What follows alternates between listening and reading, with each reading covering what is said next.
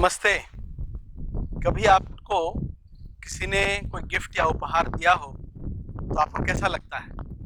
निश्चित रूप से उपहार पाकर हम सबको खुशी होती है। परमात्मा ने एक ऐसे ही सुंदर गिफ्ट हम सबको दिया है।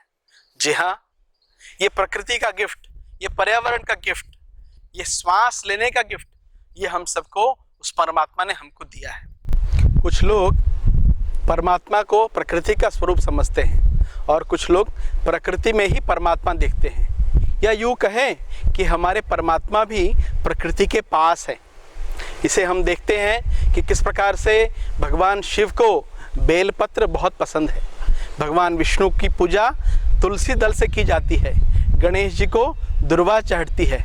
और इसी प्रकार हम देखें अलग अलग त्योहारों में तो कहीं वट सावित्री अमावस्या में वट वृक्ष की पूजा होती है, पीपल की पूजा होती है, आंवला नवमी में आंवला की पूजा होती है, नीम की पूजा होती है।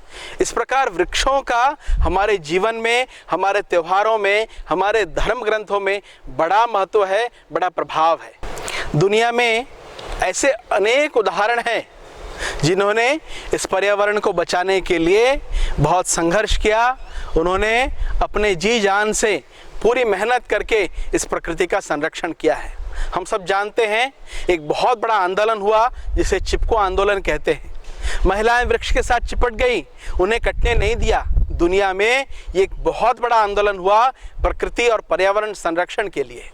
इसी प्रकार हम देखें पिछले दिनों ऐसे कई लोग सम्मानित हुए जिन्होंने इस पर्यावरण के लिए अनेक कार्य किए। सालू मर्दा तिमक्का 107 वर्षीय एक वृद्ध महिला जिन्हें वृक्ष माता के नाम से हम सब जानते हैं, उन्होंने 8000 से ज़्यादा पेड़ अपने जीवन काल में लगाए। और विशेष रूप से जो 400 बरगद के वृक्ष उन्होंने लगाए तो उस राह से गुजरने वाला हर एक यात्री उस ठंडक के लिए, उन छाँव के लिए सालू मर्दा तिमक्का को याद करता है। भारत सरकार ने उन्हें पद्मश्री से नवाजा।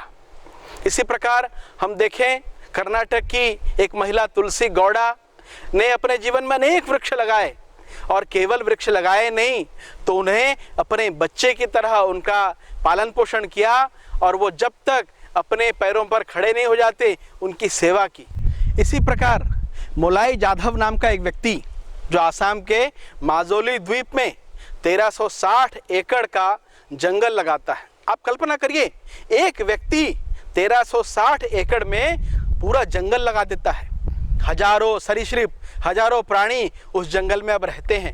ये प्रकृति के लिए एक किसी गिफ्ट से, किसी उपहार से कम नहीं है। हमारे छोटे छोटे संकल्प से किस प्रकार से प्रकृति में एक बदलाव हो सकता है, मोलाई जाधव के इस मोलाई जंगल से ये हमको सीख लेने की बात है। दरीपली रमैया, छोटे छोटे संकल्प से मैंने बताया किस प्रकार से बड़ा परिवर्तन हो सकता है। दरीपली रमैया के पास कोई साधन नहीं था।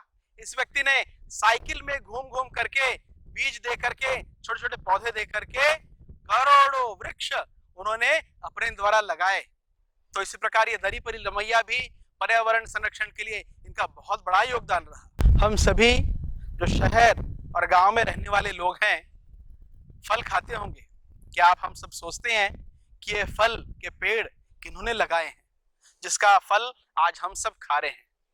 लेकिन अब हमको भी कुछ इस प्रकार काम करना है कि आने वाली पीढ़ी को भी ये फल मिले।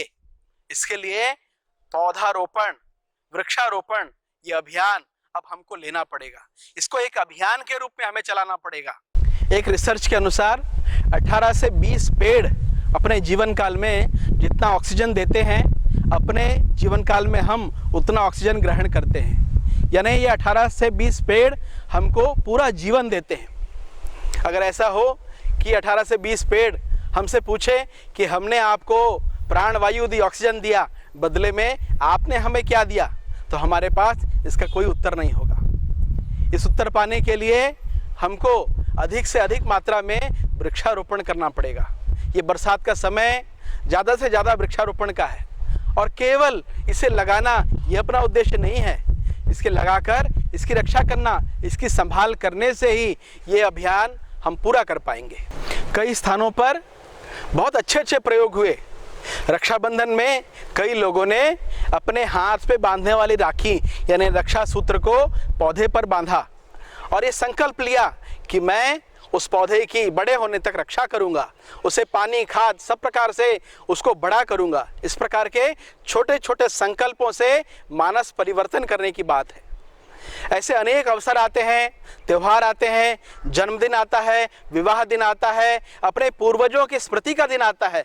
उन दिनों में हम सबको अपने घरों पर, अपने गांव पर या जहां भी हम रहते हों वहां एक ना एक पौधा जरूर लगाएं और उसकी संभाल करें।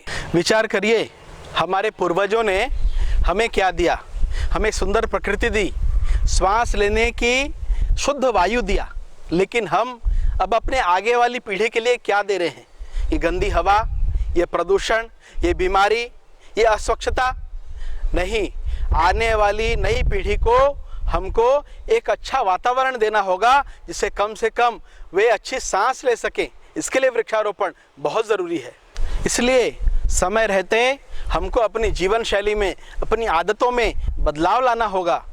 यही हमारा कर्तव्य है और दायित्व भी है और जिम्मेदारी भी है कि हम इस प्रकृति के संरक्षण के लिए, पर्यावरण के संरक्षण के लिए ज़्यादा से ज़्यादा काम करें। इस मानसून में संपत्ति के रूप में ये वृक्ष हो सकते हैं। जैसे हमको गर्व होता है कि हमारे पास एक बड़ा बंगला है, हमारे पास एक सुंदर घर है, हमारे पास गाड़ी है, हमारे पास बैंक बैलेंस है। क्या हम ये काम कर सकते हैं? हमें गर्व हो कि हमारे घर पे या हमारे गांव में, हमारे ज़मीन पे 1, 2, 3, 4 इस प्रकार से अलग अलग पौधे हैं, अनेक पौधे हैं। इस बात का हमें गर्व होना चाहिए। ये आदत धीरे धीरे हमको विकसित करनी है, आने वाली पीढ़ी को भी ये मैसेज देना है। प्रकृति के साथ इस सहज संवाद को बनाए रखें और प्रकृति से जितना हम जुड़ेंगे, हमारे रोग, हमारे दुर्गुण, हमारे कसाय कलमश उतने ही हमसे दूर भागेंगे। तो आइए हम सब मिलकर इस धरती पे खुशहाली बोएं और भारत के उत्थान में, प्रकृति के उत्थान में एक छोटा सा प्रयास लेकिन बहुत बड़ा काम हम सब करें। अपने सामर्थ्य से जितना हो सके वर्ष में एक ही पौधा हम लगाएं, लेकिन उसे बड़ा करें, उसे संभालें और इसे लोगों तक पहुंचाएं, जन जन तक ये एक बड़े अभियान के रूप में हो, ऐसी आप सबसे अपेक्षा है।